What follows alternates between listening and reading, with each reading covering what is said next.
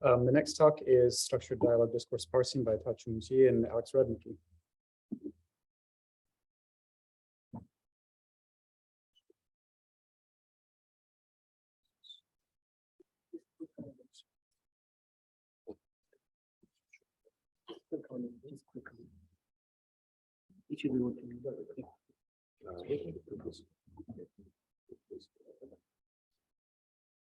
Okay, hello everyone, welcome to my session. I'm Tachong and I'm presenting my work, Structured Dialogue Discourse Parsing today. And this is a joint work with Alexander Rudnicki, who is my advisor. And I'm from Carnegie Mellon University. So before I start, I just want to share with you guys a fun fact I discovered yesterday. So as you guys can see, there's a token close here. And also don't forget about the huge Scottish dog. So yeah, I've started to wonder why I do have this token on campus, because Carnegie Mellon is in the United States, right? So it turns out that the founder of our school, who is Andrew Carnegie, he went to the United States about 100 years ago, and he was born in a small town near Edinburgh. So this is why we have this token in Scottish dog all over on the campus. And by the way, the city of Carnegie Mellon is Pittsburgh. So I don't know if I should pronounce it as Pittsburgh, because since we are now in Edinburgh. So yeah. Anyway, so this is my pleasure to be here to present my work. So yeah, this is any question? Yeah, so this is today's outline. I'm going to first introduce the task of dialogue discourse parsing, and then I will introduce several prior work, basically 5 different parsers. Then I will describe our proposed method based on all the previous parsers. Followed by that, I will introduce the experiments and the results. Finally, I will conclude my talk. So yeah, the task introduction. So we know there are 3 types of discourse formalism, RST, PDTP, and SDRT. So the SDRT, the last one, was used to annotate the STAC and the Molweni datasets. So this is the one example of the SDAC or the Molweni datasets. Basically, we have all the utterances or sentences in a dialogue, and we also have the links, the discourse links and discourse relations, QA pair and QE lab. And being able to discover this kind of structure and discourse relations might be useful for downstream applications. For example, conversational QA and summarization. So here are some definitions to make sure we're on the same page. All the sentences or utterances in the rectangle means element discourse units, or EDU for short. And we also have some coded arrows here, the discourse links. It means that there's a relation between, for example, these 2 EDUs, or the first and the fourth EDUs. And we also have the discourse relation, as you can see, the QA pair, contrast, or explanation, elaboration, clarification, and so on. So just take a closer look at the example. For example, the second EDU is answering the question coming from the first EDU. And the fourth EDU is elaborating the question asked by the same speaker, who's Tom, from the first EDU. So the task of dialogue discourse parsing is pretty simple. We just need to discover all the discourse links and their corresponding discourse relations. So the links and the relations. Yeah, let me introduce some prior work in parsers. So this is the first one, and I call it maximum spanning tree parser. And it basically boils down to these 2 equations, and I will explain them. So the first one, the probability of R given P. So the P here means a pair of EDU. So we might have a lot of, we can enumerate all pairs of EDUs, right? And this R can be either binary or n-ary. If R is binary, then it means that whether there exists a link between this pair of EDUs. And when R is n-ary, then it means that given that there is a link between these 2 EDUs, we want to know the relation type. So it's basically a multiple choice problem. We want to pick the correct relation type, discourse relation type among 17 of them. Yeah, so this is the left-hand side, and we are going to calculate it using this jumbo term on the right-hand side. So let's first focus on the Fi of PR here. So this is nothing but just a feature set lookup. So given this pair of EDU, we use this feature set to determine, for example, if the distance between EDUs and the EDUs have the same speaker. If it is, we just put a one, that's an indicator variable here in this FPR feature vector. And after that, we just use a linear layer here. So this is learnable. And then multiply f with w and then sum it up together and then take the exponential of it. So because we want the probability of a binary variable or an n-ary variable, right? So we also need to normalize it by calculating this v of c. And we just need to sum up all the possibilities here and put it at the denominator. So this is for the parameterization of all the possible spanning trees or all the space. For decoding, we also want to get the optimal maximum spanning tree, T star. So what they did is they first convert this P of R given P a little bit using this W of E. So this E means the existence of an edge, right? So an existence of an edge basically means that P of R given P of R equals 1 given a pair of EDU, because R equals 1 means there's a link between two EDUs. So they parameterize this P of this probability a little bit to this W of E. And after that, we basically get an adjacency matrix. So if you guys still recall from the algorithm class, we just need to run a maximum spanning tree decoding algorithm to get the final structure. And once we get the structure, which is represented by this T star here, we need to run the n-ary R model, as shown here, to get the actual discourse relation. So this is a two-stage process. We first get the internal structure, then we get the discourse relations. Okay, so one immediate limitation of this maximum spanning tree method is that we can only decode maximum spanning tree, right, as per the definition of the maximum spanning tree algorithm. So actually, the structures in those data sets are not necessarily trees. They can be any directed acyclic graphs or DAG structures. And so this paper, this integer linear programming paper, they use the same local encoding model. So this SA means that given all the n EDUs, we are mapping them to a real value between 0 and 1. And for this SR, we just include the m relation type. So m is usually 17 here. And we map them again to a real value between 0 and 1. And after that, they use the score matrix with integer linear programming solver. So this can be any off-the-shelf integer linear programming solver, for example, Google or yeah, and so on. So they use the integer linear programming solver to induce the structure, and that linear programming solver also needs to take some other constraints because, for example, we might want to enforce the edge directionality, and there should be only one route, the density of the edge, and the number of outgoing edges. But basically, this integer linear programming parser tries to replace the maximum tree decoding with the integer linear programming so that they are not going to be restricted by tree structures. And 3 years later, we have this deep sequential parser, and I believe this is also the most widely used dialogue discourse parser nowadays. So what they did is the following. So given a dialogue, they first use some sentence encoder. It can be LSTM or transformer if you like, to get the sentence embedding, sentence vectors here. And then they go to the ground truth data to get the tree structure, basically. And then they use the tree structure to merge all the non-structured sentence vectors into a structural one. Then they do link prediction first again. So for example, in this case, it means that the parent EDU of the utterance UI should be UJ. So we are going to point a link from UI to UJ. And wherever there's a link, we also predict the relation of that link. So this is again a two-stage process. Okay, and 2 years later, we have this struct-aware parser. So they say that because in this paper, we need to use the ground truth tree structure to encode the structure representation. So they say, why don't we just replace it with multiple layers of graph neural network?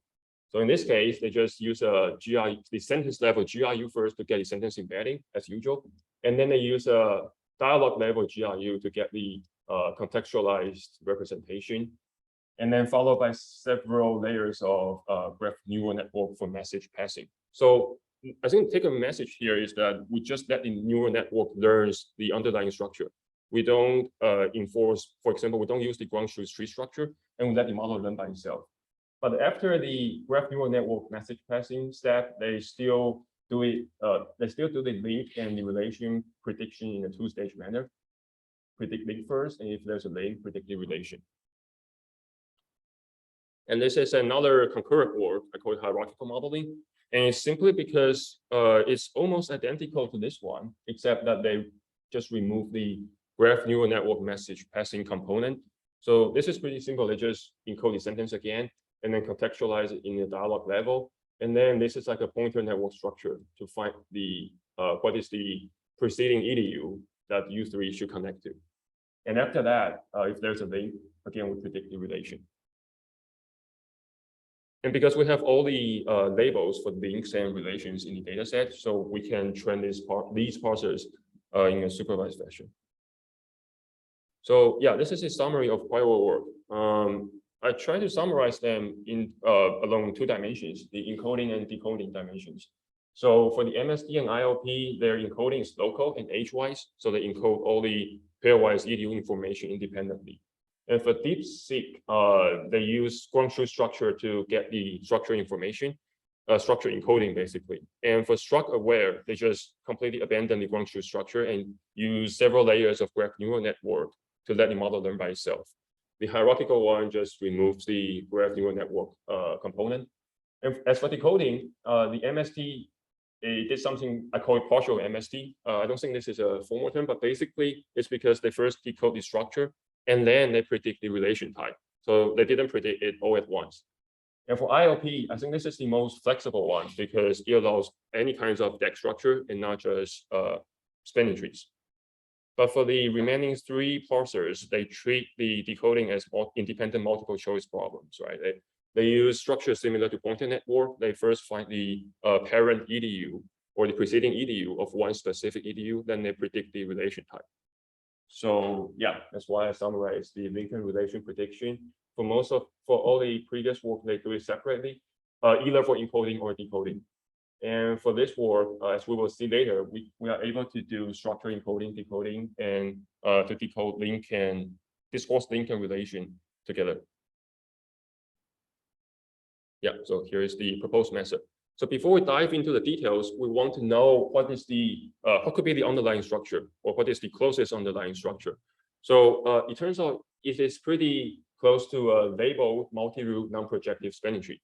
So there are a lot of terms here, and I will try to break it down. So for label, it just simply means for each of the dependency arcs here or the discourse links here, we have the label relation type. So for example, QA pair, QE lab, elaboration, and so on. And for this multi-root, it's because I add a dummy root EDU at the beginning of the dialog. And this is because I want to connect all the EDUs that do not have preceding EDUs to it. So for example, in this case, the first one, the starting sentence, of course, it does not have any preceding EDU, right? So I just connect it to the dummy root. And if you take a look at the data set, there are actually some other examples that have more than one EDUs that do not have preceding or parent EDU. So we are going to connect all of them to the dummy root EDU. So this is why I call it multi-root. And for the non-projective, let's take a look at the figure here. Let's focus on the multi-root row. So in the terminology of dependency parsing, the difference between non-projective and projective is that in non-projective, we can have two arcs crossing each other. So for example, 0, 2 is crossing 1 to 3 arc. And we did observe this kind of pattern in our data, because if you take a look at this dash arrow arc, it's basically crossing the green arc here. So this is a non-projective structure. And like I said before, the structure does not have to be spanning tree. It's actually a DAG structure. But after we look into the data set, for the STAC data set, if we discard 6% of the ages, we can transform the DAG structure to a spanning tree.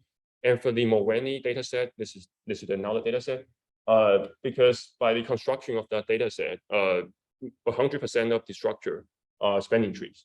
So that's why we decided to formulate it as this kind of structured learning problem. Okay, so having discussed the structure, I have to describe how do we parameterize the score metrics. So given a dialog here with dummy root and several EDUs here, we first do some pairwise potential vectors encoding. So what we did is pretty simple. We just enumerate all the EDU pairs. So for example, U0 can point to U1 down to U5. And for U1, it can point to U2 down to U5. We just enumerate them and concatenate EDUs together. Yeah, and then we run a BERT encoder to get the sentence embedding here. Then, for example, this one means the BERT encoding of the first EDU and the second EDU, 0 and 1. But this sentence vector is computed independently, so we want to contextualize them by using two LSTMs here from two directions. And due to the time constraint, I'm going to skip the details here. But basically, we just need to let the model know some contextual information instead of just relying on independent EDU pairs. So after that, we just add the green and the orange LSTM results together, hidden vector together, and then use a linear layer to reduce the dimension to 17 relation types. So this one can be viewed as extended adjacency metrics because we have all the node pairs and all the relation types, right? So if we follow previous work, we can just use the ground truth data. For example, we know if there's a link between 0 and 1 and the relation type, we can just use that to pinpoint this cell and then optimize the probability of it. But this is not something we are after in this work because we want to optimize the model using tree structures. So yeah, this is the core problem. How do we optimize the whole tree? So suppose the tree looks like this. We want to optimize the probability of the whole tree, right? So in the numerator, it's pretty simple. We just sum up all the scores using the previous three-dimensional tensor to get the score of the tree, and we have to take the exponential of it, but that's not important.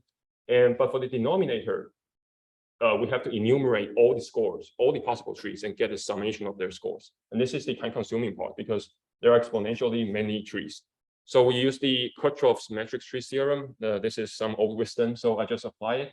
And this matrix tree theorem allows us to compute the Laplacian matrix of that three-dimensional tensor we just saw, and then take the cofactor of it. Basically, it's just taking the determinant. So taking a determinant is a cubic time operation, and the summation is a linear time operation. So we somehow transform the enumeration problem from an exponential time problem to a polynomial time problem. And this problem becomes tractable. And another thing I want to highlight here is that because we are optimizing the probability of the whole tree, right? So by optimizing this tree, the score of the probability of this tree structure, we are effectively pushing down all the probability of the candidate trees. And this is in contrast to previous work because they just optimize the EDU pair independently. So this is for maximum spanning tree inference, and I just applied the Chiu-Liu-Edmonds algorithm. Basically, we just need to find the highest score relation type first. So we reduce the 17 to one dimensional to height 1 here, and then just run the Chiu-Liu-Edmonds algorithm. This is pretty similar to Prince and Kruskov's algorithm we learned before. So once we get the tree structure, we go back and combine it with the decoded relation here, the highest scoring relation, discourse relation. Yeah. So so this is fairly complex, and I hope it looks good on paper. So we still need to take a look at its real-world performance. We have two data sets, the STAC and Molweni. STAC is a multi-party dialog corpus from an online game, and Molweni is technical discussions about Ubuntu operating system. So these data sets are quite different, but basically takeaway message is the STAC corpus has much higher linguistic diversity than the Molweni data set. So we use two evaluation metrics, the UAS and the LAS scores. Sorry, this should be LAS. And the difference is that in UAS, we just care about the discourse links correctness. But for LAS, we care about both the links and the relation types. So this is the in-domain result. By in-domain, I mean, we train the parser using the training and testing split of the parser comes from the same data set. So we have STAC, train on STAC, test on STAC, train on Molweni, test on Molweni. And as we can see, we achieve state-of-the-art performance in the in-domain setting. As for the cross-domain result, the training split comes from one data set, and for example, STAC, and the testing data set comes from Molweni, or the other way around. But okay, so basically, in the trend stack test Molweni setting, we again achieve the state-of-the-art result. But it's not true when we train on Molweni and test on STAC on the UAS setting. So this is the setting we only care about link score. And we have some hypothesis about this, and it's because, like I said, the Molweni dataset has less linguistic diversity than the STAC corpus. So we think that the model might be overfitting on this dataset. Also considering that the UAS setting is simpler than the LAS setting. So yeah, but we still need to look deeper into why this happened. Yeah, and for the conclusion, yeah, we propose structure framework for dialog discourse parsing. We do contextual encoding with tree distribution training instead of doing independent. And we model both discourse links and relation types and decode them all together. Yeah, we achieve state-of-the-art performance on STAC and Molweni, except for the one of the configuration of the cross-domain configuration. Yeah, that's it. So thank you.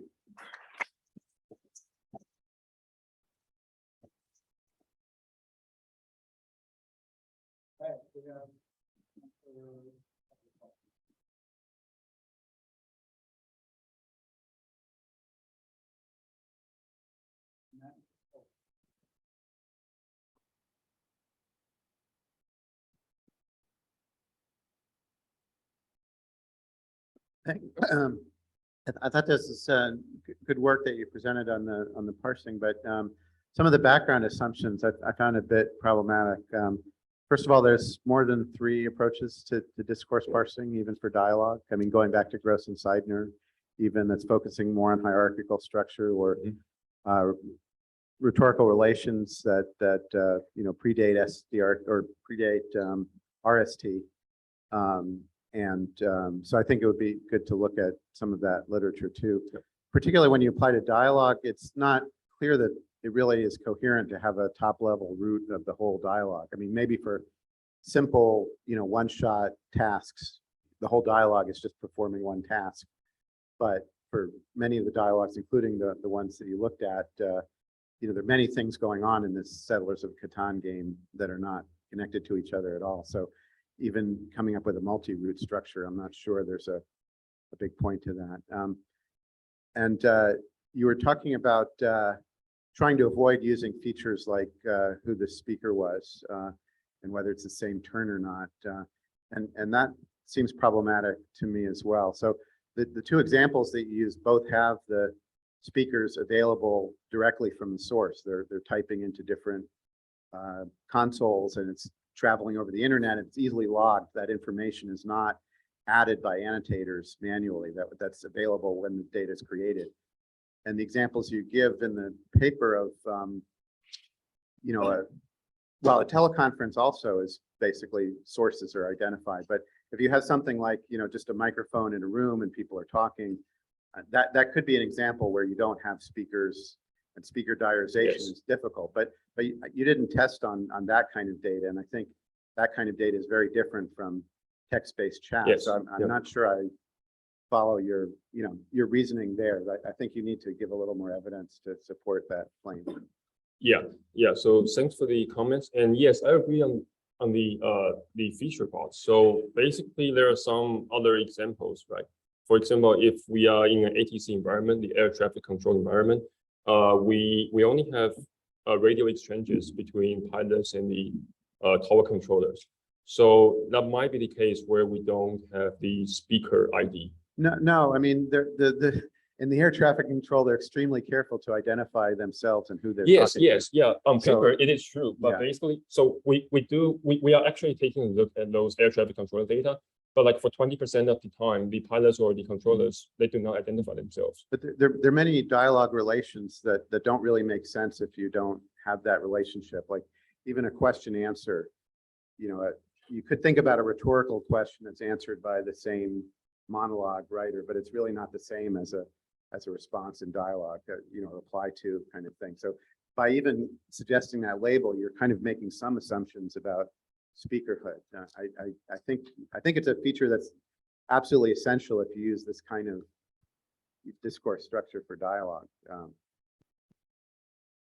I'm not sure I fully understand that. So do you mean that we shouldn't apply the discourse relation defined in this work to ATC communication, or?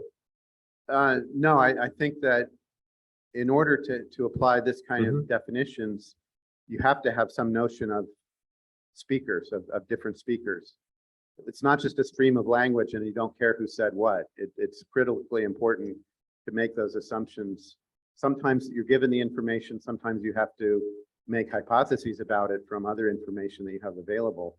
But dialogue just isn't coherent in the same way if you don't have that information. A dialogue and a monologue are not the same thing. Yes, that's true. That's true. But for example, in the ATC communication, we can just, it is still a dialogue, right? It is still a coherent dialogue, except that we don't know the speaker ID. So it's the model's job to figure out what might be the potential speaker ID of the EDU or an utterance. Thank you. This is a great discussion. Let's keep it going. Yeah, we can discuss it offline. Thank you. Thanks for the comments. Thank you again. Thank you.